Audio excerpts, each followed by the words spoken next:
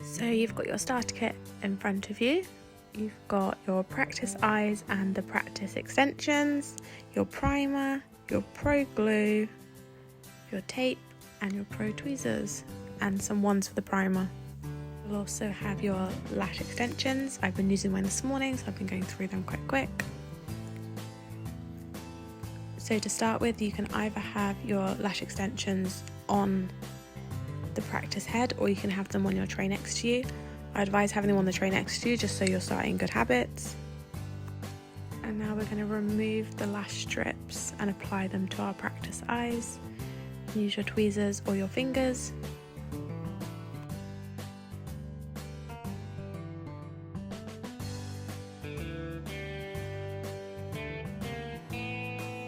And you're just going to place them around the edge of the eye.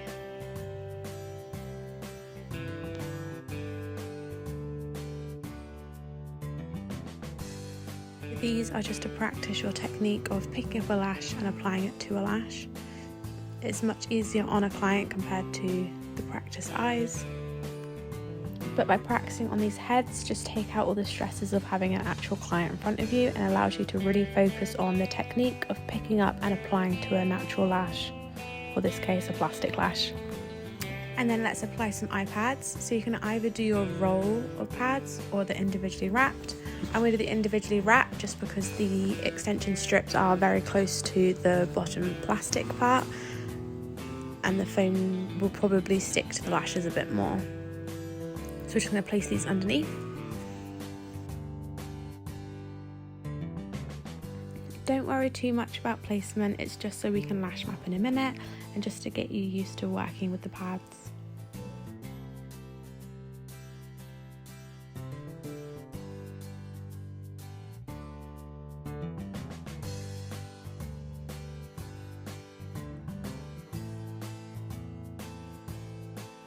So again, you can either apply the extensions here or have them on your tray next to you. I would advise using the tray, just so you're getting used to picking up from a tray and just creating good habits. I have just finished doing a full set, so this is why my tray's a little bit messy, but for this it's going to be okay. So you've got your tapes, this is what you're going to use to put the glue onto at the bottom. As you can see on the practice eyes, there is the little holes, you can put glue in there as well if you want to practice doing that. So you're going to give the glue a good shake before applying a glue dot to the tape. So you just want a little drop, because you are going to be replacing this every 10 to 15 minutes. And now your setup is ready to go. So let's talk about lash mapping. For lash mapping, I like to break the eyes down into three. So you've got your inner, middle and outer. So this is great for if you're creating a cat eye, so you'd go shorter to longer throughout. For your doll eye, you would be longest in the middle and shorter either side. So to start with, we're going to be breaking it up into our first section. This is our smaller section. This is our inner eye, we refer to this as. We've got the middle eye,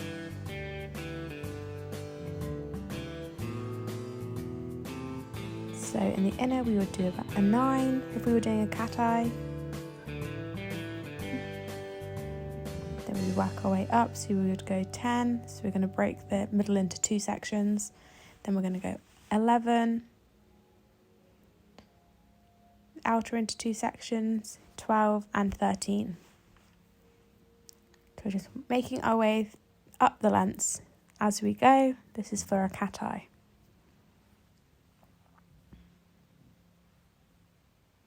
Just want to make sure there's no lashes stuck under the pad. That does happen with clients, so it's good practice to start with. So the aim of this is just to practice application and picking up the extensions and applying them, and play around with the different styles you can create.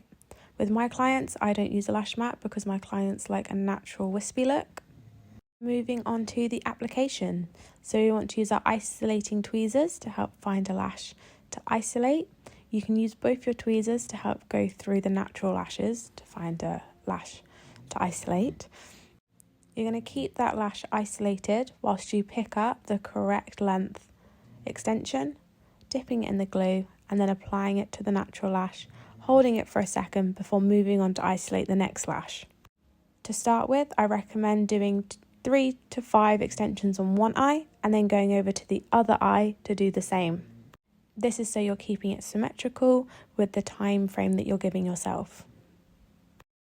Again, we're going to isolate the lash, make sure it's isolated whilst we pick up the next extension, dipping it in the glue, and then bringing it back to apply to the natural lash. Next, I'm going to show you the swiping techniques. This is when you pick up glue, swipe it across the extension, and then place on top. And you're going to repeat this process until you are happy with the coverage. Or you can time yourself to an hour and a half and see how far you can get. When applying lashes, if the direction isn't correct, you can use your tweezer just to help redirect it. So we could start by applying one on 9, then one on 13, then one on 11, then switch to the other side and do the same. By doing lashes side by side and letting them dry together just means that you're risking getting more stickies. So by working around the eye, we're just allowing dry time for each extension. And remembering to use the mirror as you go to check your progress. You can check that the lash direction is correct and that there's no stickies on the pads. So lash direction wise, you want inner to be facing towards the nose, the middle part to be facing towards the chin, and the outer eye to be facing towards the outer side. I'll add the arrows. Once you feel comfortable, you can start moving on to friends and family. Another thing I wanted to run over is if you do get adhesive on the client, which is easy to do when you're first starting. So you need to neutralise the glue that has run onto the client, leave it to dry, and then you're just going to peel it off. You can see me doing it with my tweezers or with your fingers. And as you can see, there's no redness because we did neutralise the glue first.